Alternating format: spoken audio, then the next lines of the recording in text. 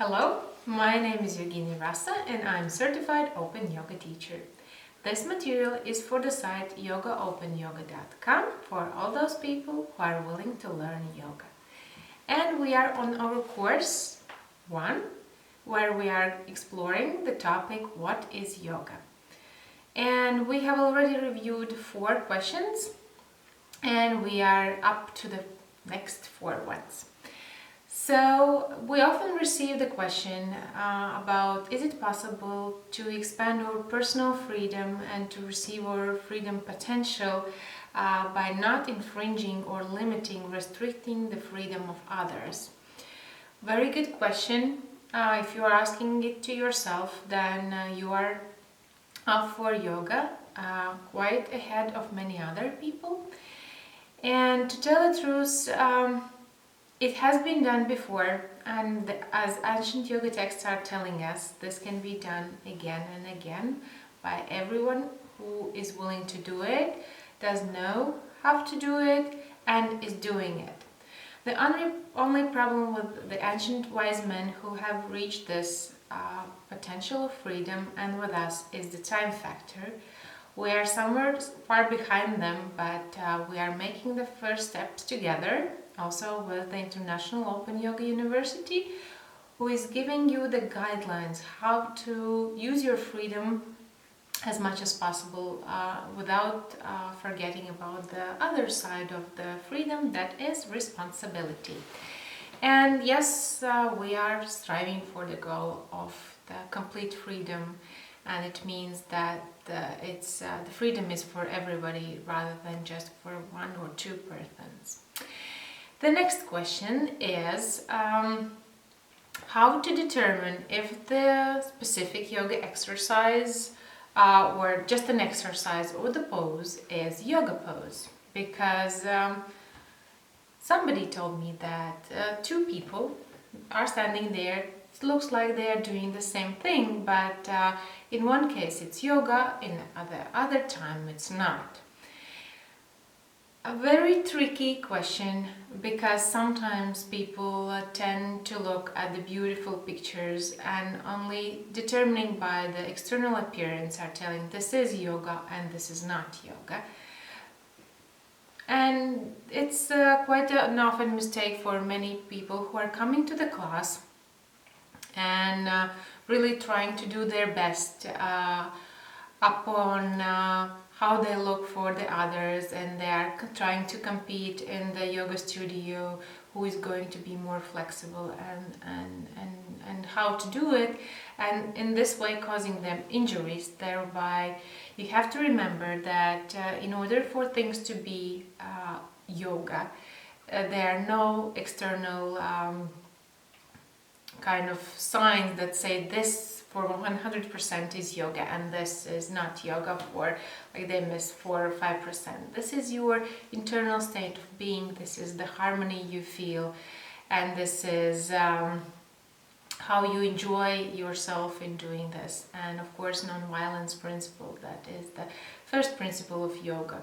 Of course you have to be effective, but only if you ensure that you are being non-violent, not harming to yourself and not harming the others. That's the way the freedom can expand, looking back at the first question we discussed today.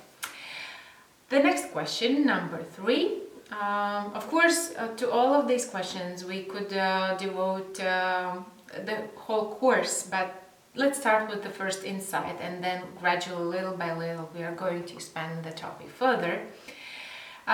Just for those ones who are really in a rush to get the first knowledge and just get the first preview if it's for them or not. The next question is, who invented yoga? We like to know the authors of the theories, the authors of the books, the people who have invented something, and thereby we in the Western world especially are very much like who brought this teaching to us, what do we know about this person. And the question is, we don't know, because yoga is very, very ancient, and Thereby, we don't have much information. We only know that the ancient monks didn't find that their personality is that important to be indicated in the writings. We know only the authors of the later materials, but that's not the origin of the teaching. And also the monks have given the message that the knowledge is coming from higher spheres, and thereby it is not kind of useful for them to indicate their names. And it is a difficult question for those who are searching for the authors. However, the system, the use of the system is depending whether it works or not. Here we come gradually to the next question, that is whether yoga is materialistic or idealistic teaching. Like what the author of the system, what the views of the system are. Then we know materialistic and idealistic, two extremes there are. And both of them might try to explain yoga. However, yoga was invented far before those two systems have ever existed. And of course, we are normal people who are trying to kind of classify, systematize everything they have. And if we take a look on these two systems that are quite extreme in their views and are quite opposite to each other, then we see that at some extent of the time the system is good, it's useful and it's working. However, after some time, if there are some failures in the system, it breaks down, and this is what we call crisis. And the news, especially like we have crisis here, crisis there, just because some values or some system or the values it's founded on are not working. Thereby, I can't really say that it would be materialistic or idealistic, as it's far far apart from it. And however, yoga is feeling very well both in the idealistic and in capitalistic or materialistic system, and we just need to explore. And you would say, okay, idealistic system is not working, materialistic. Maybe there is some yoga system we could use to make the new society, new foundation for the countries, the world, and make this a better place.